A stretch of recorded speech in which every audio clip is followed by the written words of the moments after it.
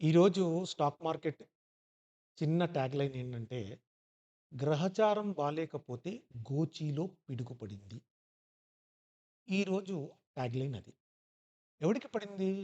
మా IT stocks అందరికి పడ్డాయి. సో, ఆ విషయం పూర్తి డీటెయిల్‌లో కింద వీడియోలో చూసేద్దాం.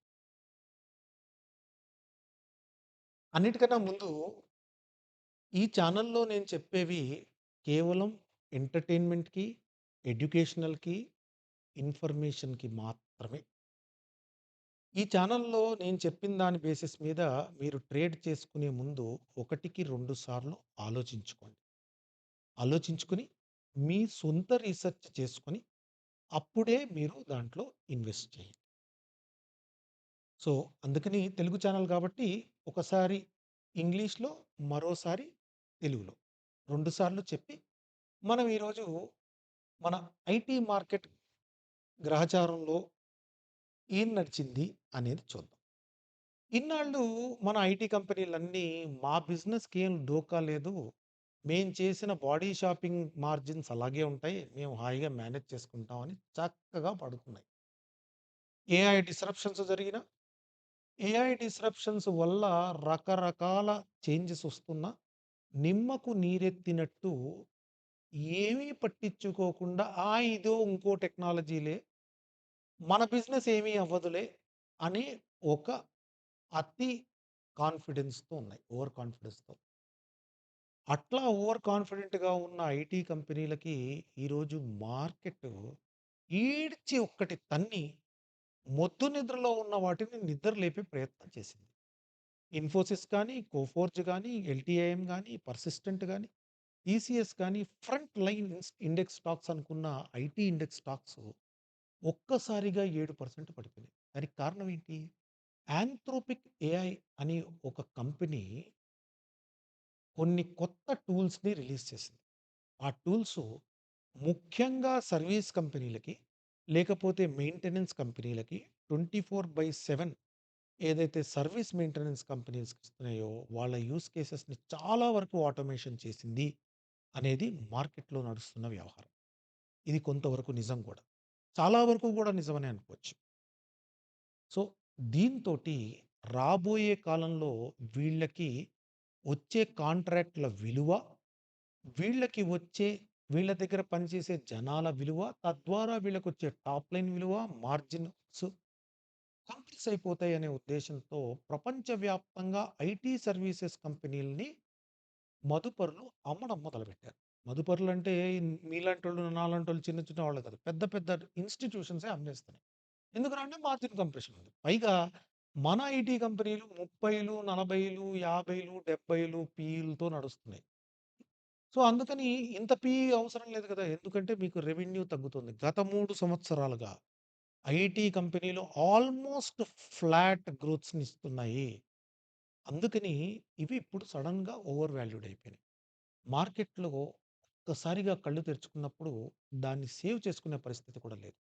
ఎందుకంటే ఎవడికి ఆ ఉద్దేశ్యం లేదు. నిన్న పాజిటివ్ క్యాండిల్, ఈరోజు నెగెటివ్ క్యాండిల్ ఐటీలో మాత్రమే. సో, ఇలా పడినాయి థింగ్స్. అందుకని ఇప్పటికైనా ఈ కంపెనీలు నిద్ర లేచి తమకి అలవాటైన ఆర్బిట్రేషన్ బిజినెస్ నుంచి కాకుండా ఏదన్నా ఇన్నోవేటివ్‌గా ఏఐ ఇన్నోవేషన్స్ తీసుకొచ్చి వాటి ద్వారా ఎక్కువ డబ్బులు సంపాదించాలని మనస్ఫూర్తిగా కోరుకుంటున్నాను. సో, జరిగిందిది. సో, ఈ యాంథ్రోపిక్ ఏఐ టూల్ ఏమిటి? ఇది ఎలా చేస్తుంది? ఎందుకవుతుంది? దీనివల్ల నిజంగా ఇన్‌కమ్స్ ఎలా తగ్గుతాయి? అని తెలుసుకోవాలనుకుంటే మీరు మా @మేధో యంత్ర ఛానెల్‌ని ఫాలో అవ్వండి. అందులో ఏఐ రిలేటెడ్ పూర్తి డీటెయిల్స్‌ని మనం మాట్లాడుకుందాం. కానీ ఇది స్టాక్ మార్కెట్ ఛానెల్ గనుక కేవలం స్టాక్ మార్కెట్‌నే మాట్లాడుకుందాం గనుక సో, అక్కడితో ఆపుదాం. సో, సీఎన్ఎక్స్ ఐటీ ఈరోజు ఏమైంది? ఈరోజు పొద్దున మీరు చూస్తే నిన్న 40,500 వరకు దాదాపుగా అక్కడిదాకా టచ్ అయిన సీఎన్ఎక్స్ ఐటీ ఈరోజు 36,000 పడింది. అంటే ఆలోచించండి 5,000 పాయింట్లు దగ్గర దగ్గరగా 5,000, 5,500 పాయింట్లు కిందకొచ్చింది. సో, ఇది ఒక రకమైన బీభత్సమైన వోలటాలిటీ. ఇది ఒక రకంగా మేలుకొలుపు. మార్కెట్‌లో అనుక్షణం అప్రమత్తంగా ఉండాలి. కేవలం ఒకటే సెక్టర్‌లో ఇన్వెస్ట్ చేయకూడదు. రకరకాల సెక్టర్స్‌లో, రకరకాల ప్లేసెస్‌లో పెట్టుకుంటేనే మీకొచ్చే రిటర్న్స్ ప్రాపర్‌గా ఉంటాయి. ఆ సెక్టర్‌లేంటి, ఏంటి అనేది మనం ఫర్దర్‌గా వీడియోస్‌లో, స్పెషల్ వీడియోస్‌లో, వీకెండ్స్‌లో మనం డీటెయిల్డ్‌గా మాట్లాడుకుందాం. అయితే ఇంత జరిగినప్పటికీ నిమ్మకు నీరెత్తినట్టు అసలేమీ జరగట్లేదు ప్రపంచంలో అన్నట్టు ఉన్నయి మన front line indexes. Nifty, bank Nifty. ఇందులో ఓ విచిత్రమైన ఆట ఆడుతున్నాయి కొన్ని ఇన్‌స్టిట్యూషన్స్. ఆ ఇన్‌స్టిట్యూషన్స్ ఏమిటి అనేది అనవసరం గానీ, ఆ ఆటలేమిటో తెలుసుకుందాం. సో, అక్కడి నుంచి మనం డైరెక్ట్‌గా నిఫ్టీకెళ్ళిపోదాం. నిఫ్టీ చూడండి. నిన్న మనం అనుకున్న సెక్షన్ లాగానే ఏది కాని వేళ గేదె ఈనింది అన్నట్టు అది అక్కడే ఉంది. ఎక్కడికి కదలలేదు నిఫ్టీ. సో, అక్కడి నుంచొచ్చింది ఓ పెద్ద బార్ క్యాండిల్ పడింది. చూడండి రైట్ మోస్ట్‌లో ఉన్న రెడ్ క్యాండిల్. ఆ రెడ్ క్యాండిల్ పడింది. ఆ క్యాండిల్ కింద ఓ గ్రీన్ క్యాండిల్ పడింది. కింద నుంచి ఓపెన్ అయింది. పైకొచ్చి గ్రీన్ క్యాండిల్ వచ్చింది. ఆ గ్రీన్ క్యాండిల్ ఇన్‌సైడ్ బార్ కూడా కాదు. ఎందుకంటే టెయిలు 2 విక్కులు కూడా ఇన్‌సైడ్ ఉంటే ఇన్‌సైడ్ బార్. ఇది వాస్తవానికి కంటిన్యూయేషన్ ఆఫ్ ది ట్రెండ్. కింద ఓపెన్ అయ్యి పైకెళ్ళి మధ్యలో ఎక్కడో క్లోజ్ అయింది. This means there is a fight between bulls and bears and market is confused. Yes. నిన్న నిన్న క్రియేట్ అయిన కన్‌ఫ్యూజన్ ఈరోజు కంటిన్యూ అయింది. ఈ కన్‌ఫ్యూజన్ ఎప్పుడు పోతుందయ్యా అంటే, ఇప్పుడు ప్రస్తుతం ఉన్న 25,800 రెసిస్టెన్సు, తర్వాత 26,300 రెసిస్టెన్స్ బ్రేక్ చేసి పైకెళ్తే అప్ మూవ్ రిస్టోర్ అవుతుంది. లేదా కిందకి వెళ్లి 25,400 గనక బ్రేక్ అయిందంటే, అప్పుడు డౌన్ మూవ్‌కి ఎళ్తుంది. సో, ఈ 2 జరగట్లేదు. కనుక ఇది ఇన్‌డిటర్మినిస్టిక్ క్యాండిల్. మార్కెట్ గూడా మనలాగానే కన్‌ఫ్యూజ్డ్‌గా ఉంది. ఏం చేయాలో ఎవరికీ అర్థం కావట్లేదు. సో, ఇలాంటి టైంలో ఏం చేయాలి? మార్కెట్‌కి దూరంగా పాప్‌కార్న్ ఏసుకొని మార్కెట్‌ని అబ్జర్వ్ చేయాలి. అయితే ఈ మధ్యలో కొంతమంది స్కాల్పింగ్ హీరోలుంటారు. వాళ్ళేం చేశారో చూపించనా? చూపిస్తాను చూడండి. చాలా ఇంట్రెస్టింగ్ స్టోరీ. అదిగోండి. మార్కెట్‌లో కన్‌ఫ్యూజన్ ఉంది. ఎటూ ఒక ట్రెండ్ లేదు. కాబట్టి దీన్ని కాస్త ఆడుకుని, ఓ ప్రయత్నం చేసి మానిప్యులేట్ చేద్దాం అనుకున్నారు కొంతమంది. ఏం చేశారు? చక్కగా 13 అంటే 1:00 దాకా దాన్ని అటు, ఇటు, ఇటు, అటు ఆడుకొనిచ్చి 1:00కి ఏం చేశారయ్యా అంటే అక్కడి నుంచి చక్కగా పైకి పంప్ చేశారు. ఓ 200 పాయింట్లు ఏమో పంప్ చేసినట్టున్నారు.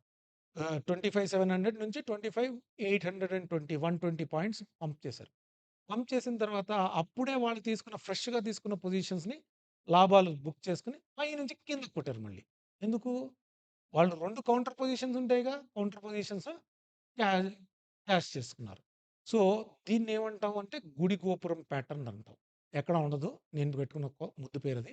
గుడి గోపురం ప్యాటర్న్. కరెక్ట్ మంచి మ్యానిప్యులేషన్‌కి స్టోరీ. ఇది నిఫ్టీలో, బ్యాంక్ నిఫ్టీలో రెండిట్లోనూ చేశారు. సో, బ్రాడర్ మార్కెట్ అనేది కన్‌ఫ్యూజన్‌గా ఉన్నప్పుడు ఇలాంటివి జరుగుతుంటాయి. ఇలాంటి వాటిల్లో ఏ పొజిషన్‌లోనూ ఎక్కడ ఏం మిగలదు. మీరు పొద్దున్న పోర్ట్‌ఫోలియో చూస్తే, సాయంత్రం పోర్ట్‌ఫోలియో చూస్తే అక్కడే ఉంటుంది. మధ్యలో అటు ఇటు మూవ్ అవుతుంది. ఇట్లాంటి మూవ్స్‌ని పట్టుకోవాలి అనే ప్రయత్నం చేయొద్దు. అవి అనవసరంగా తలనొప్పి. ఎందుకంటే ఎప్పుడు ఏ మూవ్ ఎటెళ్తుందో మనకు తెలీదు గనక ఇలాంటివి పట్టుకోవద్దు. కొంతమంది ఆప్షన్ స్కాల్పర్స్ ఉంటారు. మనం ఆప్షన్స్ బిజినెస్ గురించి మాట్లాడుకోం గనక మనకనవసరం. నెక్స్ట్ వస్తే let us see bank Nifty. Bank Nifty కూడా అలాగే ఉంది. అయితే ఇక్కడ ఇంకొంచెం క్లియర్ ట్రెండ్ ఎమర్జ్ అవుతుంది. బ్యాంక్ నిఫ్టీ పైకి వెళ్ళి తన 3 టైమ్ రెసిస్టెన్స్‌ని బ్రేక్ చేసే ప్రయత్నం చేసింది ఈరోజు. అయితే బ్రాడర్ మార్కెట్ సహకరించడం లేదు. ఆల్ టైమ్ హైలో ఉన్న బ్యాంక్ స్టాక్సు కన్నా బాగా పడిన మిగతా స్టాక్స్ మీద ఇన్వెస్టర్స్‌కి కొంత ఫోకస్ ఉన్నది. అందులో వాస్తవం. అందుకని ఇది కూడా ఇదైతే ఇది పూర్తిగా ఇన్‌సైడ్ క్యాండిల్. సో, ఈ ఇన్‌సైడ్ క్యాండిల్ తర్వాత ఎటు వెళ్తుంది? క్యాండిల్ కిందకెళ్ళే ఛాన్సెస్ కూడా ఉన్నాయి. కానీ బ్యాంక్ నిఫ్టీ ఓ మంచి ప్రయత్నం చేస్తున్నది. బుల్స్, బేర్స్ భలే కొట్టుకుంటున్నారు. బ్యాంక్ నిఫ్టీని పైకి తీసుకెళ్ళి బ్రేకౌట్ చేయాలని బుల్సు, లేదు అక్కడే ఉంచాలి, కిందకి తొయ్యాలని బేర్సు ఇద్దరు కొట్టుకుంటున్నారు. అయితే ఒక్కటి మాత్రం వాస్తవం. ఇది ఎటు తిరిగినా ఇప్పుడున్న పీసీఆర్ రేషియో లేకపోతే ఆప్షన్ స్టేటస్ ప్రకారం అంటే ఈ రోజున్న ఆప్షన్ స్టేటస్ ప్రకారం అది చివరికొచ్చి 60,000 దగ్గరే ఆగుతుంది. సో, అది పైకెళ్ళినా, కిందకెళ్ళినా 60,000 దగ్గరే ఆగే పరిస్థితులున్నాయి. అందుకని ప్రశాంతంగా ఉండి బ్యాంక్ పీస్ కొనుక్కున్న వాళ్ళు అర్జెంట్‌గా అమ్ముకోవాల్సిన అవసరం ఏం లేదు. కొనుక్కుంటే కాస్త తగ్గిన తర్వాత ఏమన్నా బ్యాంక్ పీస్ కొనుక్కోండి. అది గత 3 నెలలుగా అక్కడే ఉంది. 60,000, 50,500 ప్లస్ ఆర్ మైనస్ 1% లోనే ఉంది. సో, బ్యాంక్ నిఫ్టీ మరో బ్రేక్ ఔట్‌కి కానీ, బ్రేక్ డౌన్‌కి కానీ ప్రిపేర్ అవుతున్నది. ఈ మధ్యలో మాత్రం ఎవరైనా స్కాల్పర్సో లేకపోతే చిన్న చిన్నగా ట్రెండ్ చేసుకుంటున్న వాళ్ళు చేసుకుంటే చేసుకోండి. కానీ ఈ మధ్యలోనే మొత్తం గేమ్ నడుస్తున్నది. బోలింజర్ బ్యాండ్ ట్రేడింగ్ అంటారు దీన్ని. చక్కగా బోలింజర్ బ్యాండ్ ట్రేడింగ్ చేసుకోండి. అయితే ఈరోజు చూడండి గుడి గోపురం. ఇక్కడ చూడండి 60, 120 దగ్గర పంప్ చేసి 60, 380 200 పాయింట్ల పైకి తీసుకెళ్ళి మళ్ళీ కిందకి తీసుకొచ్చి 60, 148 దగ్గర పారేశారు. ఎవరు పారేశారు? వీళ్ళెవరో ఈరోజు ఎక్స్‌పైరీ గూడా లేదు. నిజంగా ఒక ఎక్స్‌పైరీ రోజంటే ఓకే. ఏదో ఎక్స్‌పైరీ కోసం అని చేస్తున్నారు. ఎఫ్&ఓ ఎక్స్‌పైరీ కోసం ఈ ఆటలు ఆడుతున్నారు అనుకోవచ్చు. కానీ ఈరోజు ఎక్స్‌పైరీ గూడా లేదే. ఏం చేశారయ్యా అంటే వీళ్ళ అల్గోరిథమిక్ ట్రేడింగ్‌కి ఈరోజు టెస్టింగ్ చేశారు. వీళ్ళ స్ట్రాటజీని ఎవరైతే ఈ స్ట్రాటజీ చేసిన ఇన్‌స్టిట్యూషన్స్ లేకపోతే గ్రూప్ ఆఫ్ పీపుల్ ఉన్నారో, వాళ్ళు ఈ స్ట్రాటజీ నిజంగా మార్కెట్ మీద పనిచేస్తుందా లేదా అని ఈరోజు ట్రేడింగ్‌లో చేసి, ప్రయత్నం చేసి చూసారు. ఎందుకంటే on a expiry day it will be very, very costly for them. చాలా కాస్ట్‌లీకి ప్రూవ్ అవుతుంది. అందుకని ఈరోజు ఎక్కడ ఎటువంటి ఓఐ బిల్డప్‌లు, షార్ట్ బిల్డప్‌లు, లాంగ్ బిల్డప్‌లు ట్రెండ్ లేని రోజు వాళ్ళ స్ట్రాటజీ ఆన్ ప్రైస్ మూవ్‌మెంట్‌ని ప్రయత్నం చేసి సక్సెస్‌ఫుల్ అయ్యారు. ఈరోజు చూస్తే మీరు గనక వాల్యూమ్ స్టోరీ చూస్తే ఒక్క నిమిషం ఈరోజు గనక మీరు వాల్యూమ్ స్టోరీ చూస్తే ఆ వాల్యూమ్ స్టోరీ అదే చెప్తుంది. చివ్వరిలోకొచ్చి ఆల్మోస్ట్ ఎక్స్‌పైరీ డే ట్రేడింగ్ అయినట్టు అయిందనమాట. సో, ఇదొక వింత.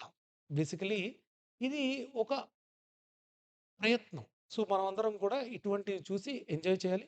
మన దగ్గర మార్కెట్‌ని ప్రభావం చేసే అన్ని డబ్బులు మన దగ్గర ఉండవు. మన అకౌంట్‌లో సరిపోవు. మన దగ్గరున్న ఆస్తులు కూడా సరిపోవు. అందుకని దయచేసి కేర్‌ఫుల్‌గా ఉండండి. ఎఫ్&ఓ లాంటి ప్రమాదకరమైనవి ప్రాపర్ అండర్‌స్టాండింగ్ లేకుండా లోపలికి వెళ్ళకండి. అది ఎఫ్&ఓని ఇంట్రాడేలో అస్సలు చేయకండి.